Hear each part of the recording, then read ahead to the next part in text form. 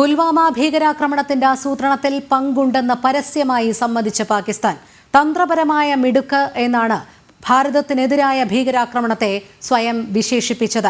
Air vice marshal ഔറംഗസേബാണ് പാകിസ്ഥാന്റെ പങ്ക് ഏറ്റുപറഞ്ഞത്. 40 അർദ്ധസൈനികരുടെ ജീവനെടുത്ത ആക്രമണത്തിൽ പങ്കില്ലെന്നായിരുന്നു പാകിസ്ഥാൻ ഇത്രയും കാലം പറഞ്ഞിരുന്നത്.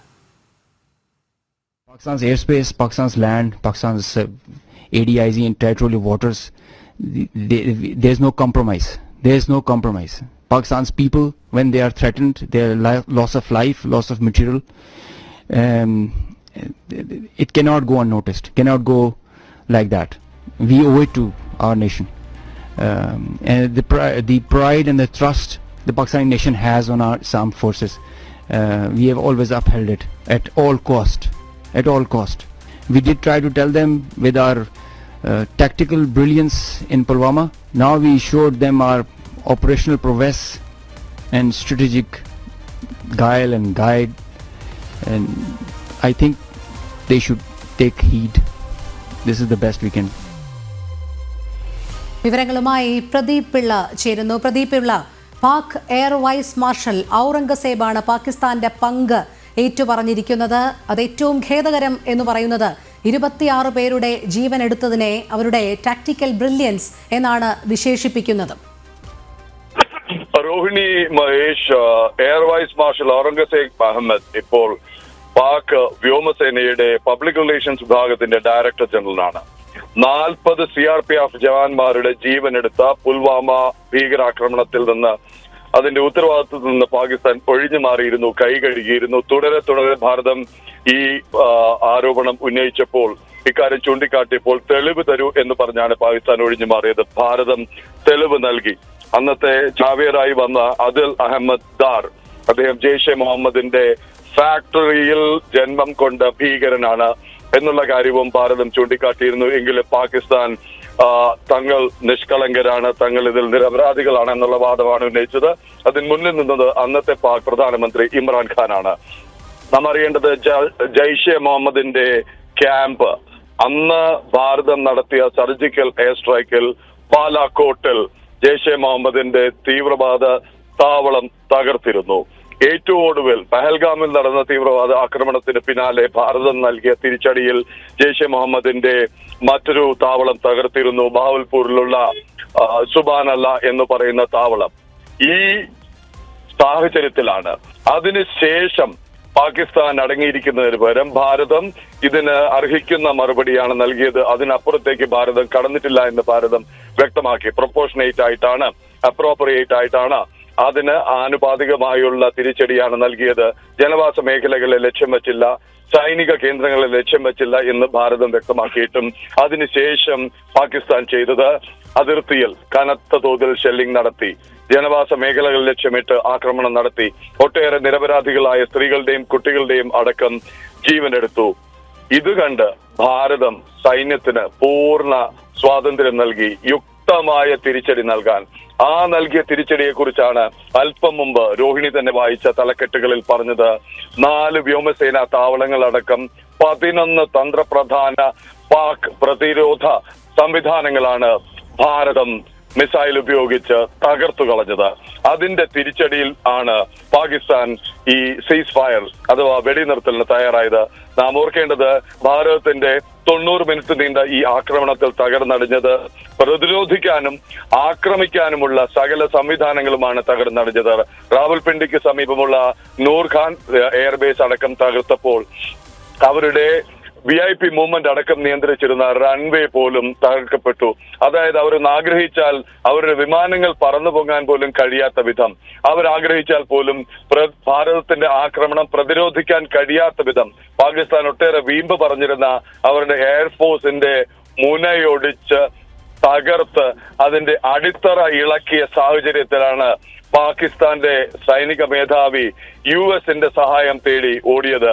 ഇടപെടണം, ഭാരതത്തോട് പറയണം വെടിനിർത്താൻ എന്ന് കരഞ്ഞ അസിം മുനീർ പോയപ്പോൾ അവരോട് പറഞ്ഞത്, മിലിറ്ററി ഓപ്പറേഷൻസിന്റെ DGയോട് പറയൂ, ഭാരതത്തിന്റെ DGയോട് സംസാരിക്കാൻ. അങ്ങനെ 15:35 സമയം. 3:35 ഇന്നലെ ഭാരതത്തിന്റെ മിലിറ്ററി ഓപ്പറേഷൻസ് ഡയറക്ടർ ജനറലിന്റെ ഹോട്ട്ലൈനിൽ ബന്ധപ്പെടുന്നു, അഭ്യർത്ഥിക്കുന്നു നമുക്ക് വെടിനിർത്താമെന്ന്. ഭാരതം അത് ചർച്ച ചെയ്തു, മാന്യമായ ഭാഷയിൽ പറഞ്ഞു വെടിനിർത്താം. പക്ഷേ ഈ ആക്രമണത്തെ തുടർന്ന് ഭാരതം എടുത്ത മറ്റു ചില നടപടികളുണ്ട്. അതിൽ ഏറ്റവും പ്രധാനം ജലം, സിന്ധു നദീജലം പങ്കിടുന്നതിനുള്ള കരാർ മരവിപ്പിക്കുക എന്നുള്ളത്.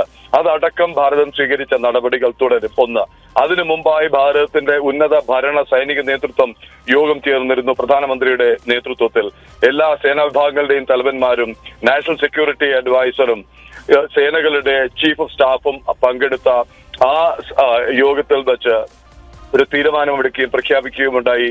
Any act of terror will be seen as an act of വാർ. ഏത് തരത്തിലുള്ള ഭീകരാക്രമണം ഇനിയുണ്ടായാലും അതിൽ ഉത്തരവാദിത്വം ആരുടേതെന്ന് അന്വേഷിച്ചു വരില്ല. ഏത് ഭീകര സംഘടനയാണ് അതിന് പിന്നിലെന്ന് അന്വേഷിക്കില്ല. അത് ഭാരതത്തിന്റെ അതിർത്തി ലംഘിച്ചുള്ള യുദ്ധമായി തന്നെ കണക്കാക്കി യുക്തമായ തിരിച്ചടി നൽകുമെന്ന് വ്യക്തമാക്കിയ ശേഷമാണ് ഭാരതം മാന്യമായി, ഭാരതത്തിന്റെ സൗമനസ്യമാണ്, ഭാരതത്തിന്റെ ഉദാര മനസ്കതയാണ് ഇത്ര പെട്ടെന്ന് വെടിനിർത്തിയതിൽ അമർഷമുള്ള ഒട്ടേറെ പൗരന്മാർ, ഒട്ടേറെ സൈനികർ ഭാരതത്തിലുണ്ട്. കാരണം അത് ഇവരെ ശരിയായ രീതിയിൽ ഒരു പാഠം പഠിപ്പിക്കാൻ, ഇനിയൊന്ന് നടുവെടുത്ത് നിൽക്കാൻ കഴിയാത്ത വിധം തകർത്തു കളയാൻ ഭാരതത്തിന്റെ അന്തസ്, പൈതൃകം, സംസ്കാരം കാണിച്ചു, വെടിനിർത്താമെന്ന് സമ്മതിച്ചു. അതിനുശേഷം കണ്ടതോ, സന്ധ്യ മയങ്ങിയപ്പോൾ അവർ വീണ്ടും തുടങ്ങി പഴയ പണി.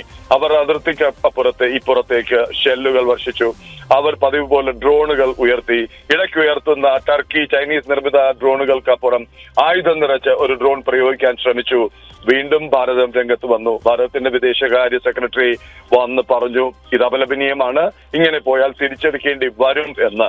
ഒന്നുകിൽ ഭരണ നേതൃത്വം പറഞ്ഞത് സൈനിക നേതൃത്വം, അതല്ലെങ്കിൽ അവരെയും നിയന്ത്രിക്കുന്ന ഭീകരരും ISIയും അടങ്ങുന്ന ഭീകര അച്ചുതണ്ട് അംഗീകരിച്ചില്ല. അതല്ലെങ്കിൽ അവർക്ക് പറഞ്ഞാൽ കേൾക്കാത്ത ഒരു മുൻനിര സൈന്യത്തെയാണ് അതിർത്തിയിൽ വിന്യസിച്ചിരിക്കുന്നത്. അവരുടെ നിയന്ത്രണം സൈനിക നേതൃത്വത്തിന് പോലും അല്ലേ, സൈനിക മേധാവിയല്ലേ കരഞ്ഞു വിളിച്ച് വെടിനിർത്തലിനായി അപേക്ഷിച്ചത്. അപ്പോൾ വീണ്ടും ഭാരതത്തിൽ നിന്ന് തിരിച്ചടി ഉണ്ടാകുമെന്ന് കണ്ടാണ് അവർ അവരുടെ സൈനികരെ തന്നെ ബോധ്യപ്പെടുത്തിയത്, ഇത് വേണ്ട, ഇത് തീക്കളിയാണ്, സർവനാശത്തിലെ അവസാനിക്കുമെന്ന്. താൽക്കാലികമായെങ്കിലും ഇന്നലെ അർദ്ധരാത്രിക്ക് ശേഷം ഇത്തരം അതിസാഹസങ്ങൾ പാകിസ്ഥാൻ നിർത്തിവെച്ചിരിക്കുകയാണ്. അതുകൊണ്ട് തന്നെ ഒരു കാര്യം വ്യക്തമാണ്, വിശ്വസിക്കാനാവില്ല, പാകിസ്ഥാനെ ഒരു തരത്തിലും വിശ്വസിക്കാനാവില്ല എന്നാണ് മറ്റൊരു ഭീകര നേതൃത്വം വീണ്ടും ഒരു ആക്രമണത്തിന്, വീണ്ടും ഭാരതത്തെ ഉപദ്രവിക്കാൻ, അതല്ലെങ്കിൽ അതിർത്തി കടന്നുള്ള സംഘർഷത്തിന്, അതല്ലെങ്കിൽ അതിർത്തിക്ക് പുറത്തേക്ക് ഭീകരെ തള്ളിവിടുക എന്ന് നമുക്ക് കരുതാനാവില്ല, പ്രതീക്ഷിക്കാനാവില്ല. ഭാരതം ഒരു തരത്തിലും നമ്മുടെ പ്രതിരോധ ആക്രമണ സജ്ജീകരണങ്ങൾ ഒട്ടും ഡൈല്യൂട്ട് ചെയ്തിട്ടില്ല. വേണ്ട സ്ഥലത്തൊക്കെ വേണ്ട രീതിയിൽ സജ്ജമായി നിൽക്കുകയാണ് ഭാരതത്തിന്റെ കരസേനയും വ്യോമസേനയും നാവികസേനയും. തിരിച്ചടി നൽകേണ്ടി വന്നു കഴിഞ്ഞാൽ നിമിഷങ്ങൾ കൊണ്ട് നൽകാനാകും എന്ന് പാകിസ്ഥാൻ ഇപ്പോൾ ബോധ്യമുണ്ട്. അതുകൊണ്ട് തന്നെ ഉണ്ടായ ഒറ്റപ്പെടലിൽ, ഉണ്ടായ നാണക്കേടിൽ, ഉണ്ടായ തിരിച്ചടിയിലുള്ള അമർഷം, നാണക്കേട്, ഒരുപക്ഷെ അതിഭീകരമായ അപകർഷതാബോധം, ഇതൊക്കെയാണ് എയർ വൈസ് മാർഷൽ ഔറംഗസേബ് അഹമ്മദിനെ കൊണ്ട് ഇക്കാര്യം പറയിപ്പിച്ചത്. അത് തന്നെയാണ് വാസ്തവം, അല്ലെ? അതായത് കനത്ത തിരിച്ചടിയേറ്റ് നടുവൊടിഞ്ഞു നിൽക്കുന്ന പാകിസ്ഥാൻ നിലവിലിപ്പോൾ പുൽവാമ ഭീകര ആക്രമണത്തിന്റെ ആസൂത്രണത്തിൽ പങ്കുണ്ട് എന്ന് പരസ്യമായി സമ്മതിക്കുമ്പോൾ അതിന് പിന്നിൽ പാകിസ്ഥാൻ ഏറ്റ അപകർഷതാബോധമാണ് എന്ന് തന്നെ പറയേണ്ടിയിരിക്കുന്നു. അതുകൊണ്ടാണല്ലോ ഇത്രയധികം കനത്ത തിരിച്ചടി ഏറ്റുവാങ്ങിയിട്ടും അത് അന്ന് നടപ്പിൽ വരുത്തിയത് തങ്ങളുടെ തന്ത്രപരമായ മിടുക്ക് എന്നുള്ളത് പറഞ്ഞ് രക്ഷപ്പെടാനുള്ള ശ്രമം നടത്തുന്നത്. പാക് പ്രധാനമന്ത്രി ഒരു ഭാഗത്ത് വ്യാജ പ്രചരണങ്ങളുമായി ജനങ്ങളെ അഭിസംബോധന ചെയ്യുന്നു. പാക് എയർ വൈസ് മാർഷൽ ഇത്തരത്തിൽ പണ്ട് ചെയ്ത ഭീകരാക്രമണത്തിന്റെ വീരവാദങ്ങൾ ഇപ്പോൾ മുഴക്കുന്നു. തീർച്ചയായിട്ടും രോഹിണി, ഇതിൽ നിന്ന് മനസ്സിലാക്കേണ്ടത് മറ്റൊന്ന് കൂടി ചൂണ്ടിക്കാട്ടിയിട്ടിരിക്കുന്നു പ്രേക്ഷകരോട്. ഈ വീരവാദം പാകിസ്ഥാന്റെ വ്യോമസേനയുടെ വക്താവ് പറയുമ്പോൾ അദ്ദേഹത്തിന്റെ ഒപ്പം ഇരുന്നിരുന്നത് സൈനിക വക്താവായ ലഫ്റ്റനന്റ് ജനറൽ അഹമ്മദ് ഷരീഫ് ചൗധരിയാണ്. അദ്ദേഹം ഇന്റർ സർവീസസ് PR-ന്റെ ഡയറക്ടർ ജനറലാണ്. അദ്ദേഹത്തെ കൂടി പ്രേക്ഷകർ തിരിച്ചറിയണം. ആ ദൃശ്യങ്ങൾ നമ്മൾ പലവട്ടം കാണിച്ചതാണ്. അദ്ദേഹത്തിന്റെ അടുത്ത് സൈനിക വേഷത്തിലിരിക്കുന്ന ലഫ്റ്റനന്റ് ജനറൽ ചൗധരി എന്ന് പറയുന്നത് പാക് ആണവ ശാസ്ത്രജ്ഞൻ സുൽത്താൻ ബഷീറുദ്ദീൻ മെഹ്മൂദിന്റെ പുത്രനാണ്. ഈ ബഷീറുദ്ദീൻ മെഹ്മൂദാണ് അൽ-ഖൈദ മേധാവി, അൽ-ഖൈദ ഭീകര തലവൻ ഒസാമ ബിൻ ലാദനെ കാണുകയും ആണവായുധങ്ങളും ആണവ സാങ്കേതിക വിദ്യയും കൈമാറാൻ ശ്രമിക്കുകയും ചെയ്തത്.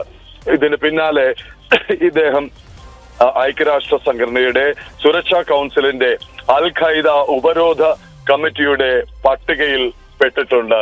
ഇങ്ങനെ ഒരു പാരമ്പര്യം പേറിയാണ്, ഇങ്ങനെ ഒരു പിന്തുടർച്ചയും പേറിയാണ് പാകിസ്ഥാന്റെ സൈനിക നേതൃത്വവും സൈനിക വക്താക്കളും പ്രവർത്തിക്കുന്നത്. ഒരിക്കൽ കൂടി വ്യക്തമാകുന്നത് ഒന്നാണ്, പാകിസ്ഥാന്റെ ഭരണ നേതൃത്വവും പ്രധാനമന്ത്രിമാരും ഒക്കെ എന്തൊക്കെ പറഞ്ഞൊഴിഞ്ഞാലും പാകിസ്ഥാൻ തന്നെയാണ് ഭാരതത്തിലേക്ക് ഭീകരരെ കടത്തിവിടുന്നത്, പാകിസ്ഥാൻ തന്നെയാണ് ഭീകരർക്ക് താവളം ഒരുക്കുന്നത്, പാകിസ്ഥാൻ തന്നെയാണ് തീവ്രവാദ ഫാക്ടറികൾ അവിടെയുള്ളത്. എല്ലാ അർത്ഥത്തിലും ടെററിസ്ഥാൻ എന്ന വിശേഷണം അർഹിക്കുന്ന ഒരു തെമ്മാടി രാഷ്ട്രമാണെന്ന് വീണ്ടും വീണ്ടും തെളിയിച്ചുകൊണ്ടേയിരിക്കുന്നു. ഒന്നുണ്ട്, കേവലം സാങ്കേതികത മാത്രമാണ് ബാക്കിയുള്ളത്. എല്ലാ മേഖലകളിലും ഒറ്റപ്പെട്ടു നിന്ന പാകിസ്ഥാൻ റോഗ് സ്റ്റേറ്റ് എന്നുള്ള വിശേഷണം ആ പട്ടികയിൽ കൂടി പെട്ടുകഴിഞ്ഞു കഴിഞ്ഞാൽ കഷ്ടം എന്നേ പറയാനുള്ളൂ. അവിടത്തെ ജനങ്ങളുടെ അവസ്ഥ പട്ടിണിയും പരിവട്ടവും തൊഴിലില്ലായ്മയുമായി മല്ലടിക്കുന്ന അവർക്ക് മുന്നിൽ വയ്ക്കാൻ ഒന്നും ബാക്കിയില്ല. ഭീകരരുടെ സഹായത്തോടു കൂടി നടത്തുന്ന ഇത്തരം ഭീരുത്വം നിറഞ്ഞ ആക്രമണങ്ങൾ മാത്രമാണ്. രോഹിണി.